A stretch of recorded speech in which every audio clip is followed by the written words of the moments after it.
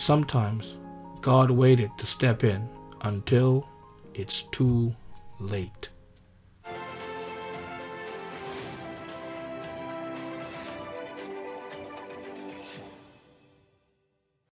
Most of us have been in that situation where it seems to be a matter of time that we run into a brick wall, and time seems to speed up as we get closer and closer before we finally crash, and that's it. It's finished. The end. Maybe that's the situation that you're in right now.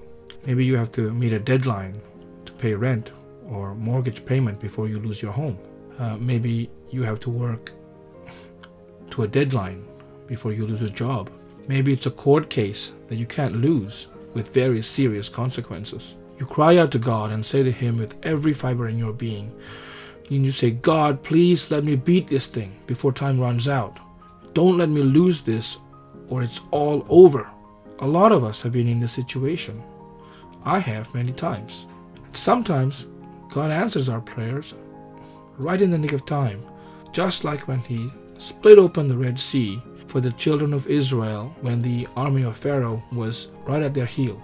Just like when He did for the exiles in the city of Susa when Haman was plotting to have them all killed. Just like when Jesus calmed the storms when the disciples were afraid on the Sea of Galilee.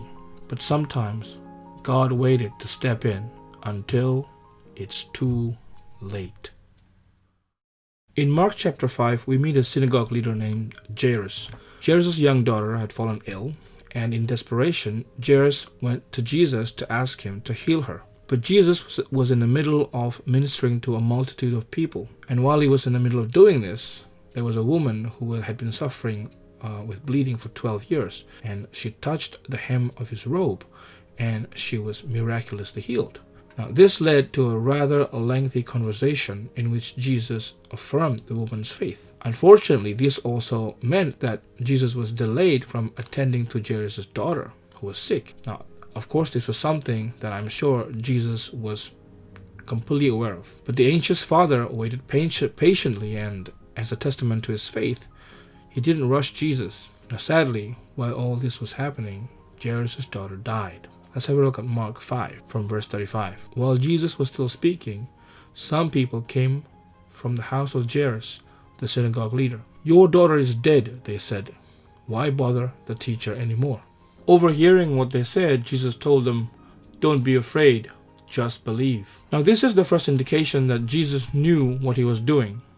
When He was ministering to the woman with the bleeding, He wasn't taking His time, and so by taking His time, He was allowing the girl to die. For others, it might have seemed that He had two choices and He had to choose one, either continue to minister to her or let the girl die. But we're talking about Jesus. There is enough compassion and enough power for Jesus to do both. Let's read on, verse 37. He did not let anyone follow Him except Peter, James, and John, the brother of James. When they came to the home of the synagogue leader, Jesus saw a commotion, with people crying and wailing loudly. He went in and said to them, why all this commotion and wailing? The child is not dead, but asleep. But they laughed at Him. I would be laughing at Him too, probably, if I was there, because this was a ridiculous thing to say in their eyes. But these people laughed at Jesus because they could only see the situation from a worldly eye. Not to mention they were probably professional mourners who weren't actually mourning for the dead girl. They were paid to be there. In any case, unlike Jesus, they couldn't see the situation through heavenly eyes, through the eyes of God. And Jesus had no time for those who were unwilling to see, or to learn to see at least, from the eyes of God. Continuing with verse 40. After He put them all out, He took the child's father and mother and the disciples who were with Him, and went in where the child was. He took her by the hand and said to her, Talitha kum, which means, little girl, I say to you, get up. Immediately the girl stood up and began to walk around. She was 12 years old. At this they were completely astonished.